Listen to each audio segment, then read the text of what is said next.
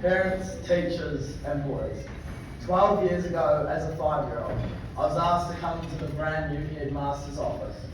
As Mrs. Reed walked me over, I was scared. Why did the brand new headmaster want to see me? I didn't think I had done anything naughty. As Mr. Cassie shook my hand, he seemed pretty pleased that on his first day of the job, I'd somehow managed to get myself on TV in my full school uniform.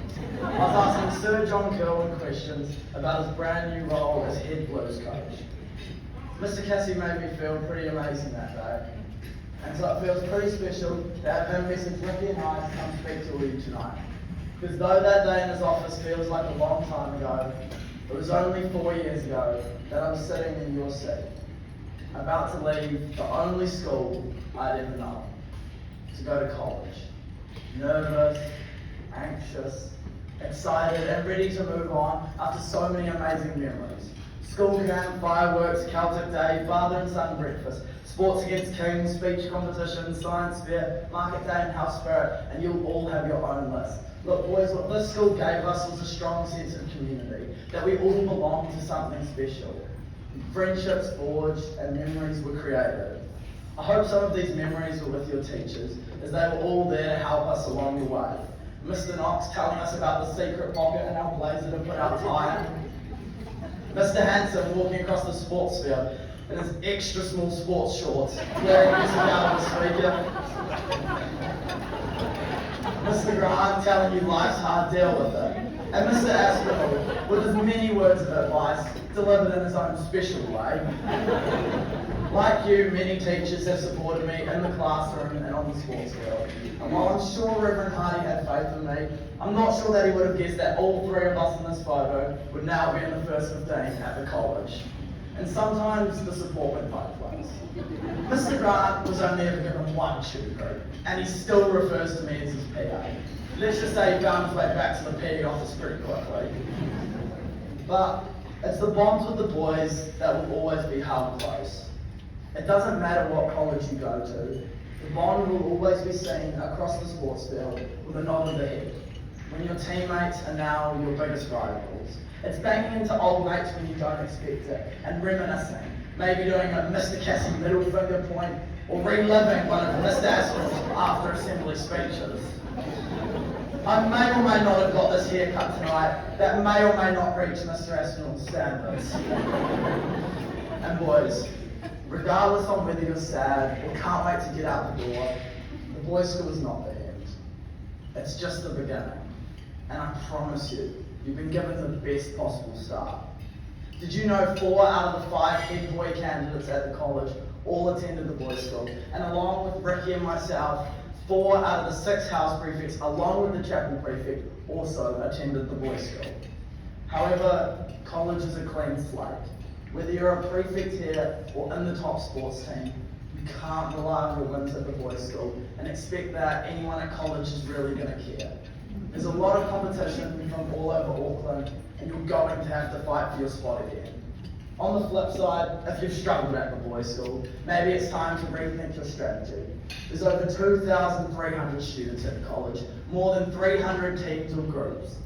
I promise you, you will find your people. The biggest change you're going to face over the next 5 years is you're given the responsibility to make choices. You get to choose who you want to be and what you want to be a part of. What subjects you take, what sports you play, and what cultural activities you get involved in. Do I do the speech competition, swimming sports, cross country, athletics? Look, the choice is yours. But my advice is get involved.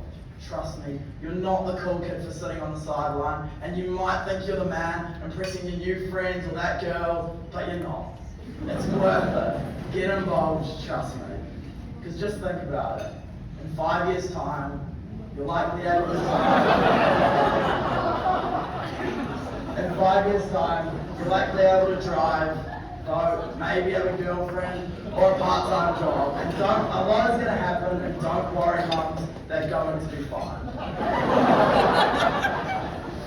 To all parents, if this is your first time going through the teenage college years, then good luck. There's going to be a lot of nagging, a lot of advice, and yes, we will forget stuff, but the world won't end. Bear with us, we're just trying to work this out ourselves. I hate to say it, but keep nagging. Keep giving advice. We're actually listening, we just don't like to admit it. Because when all goes wrong, which it will, we're only young, it's nice to know that you got our backs. I want you to consider these three boys. The first boy I consider a friend at college. In year 9 and 10, he was always in detention, getting expelled, and just before he was about to get expelled, he asked for one last chance. With the support of the college and an amazing friend group, he was able to turn his life around. On the last day of year 12, we were all joking about how we used to take bets if he would even make it to year 12. And here he is, all set to enter year 13, with the support of the college, friends, but most importantly, an attitude and a willingness to get involved. The second boy is myself, a skinny little fella who last year was playing 4-15 rugby after being dropped from the thirds. It would have been easy to just give up, but I didn't. I love this game. And this year I became one of the first boys to play first 15 rugby who hadn't been through the rugby academy. Believe in yourselves.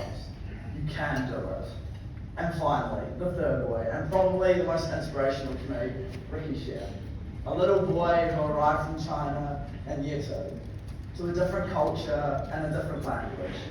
Ricky has worked hard his entire time at St. Kitts, with many hours of service and dedication to the school. Ricky has faced challenges that most of us could probably never imagine, yet always had high goals, and is standing before you today as an old boy of the boys' school and your 2024 head boy.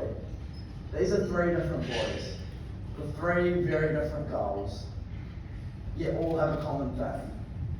They all had to overcome their challenges to achieve their goals, no matter the size. For Ricky and I, we want to inspire you. Magic Moments is our new theme for next year, where we praise your success and lift up your abilities.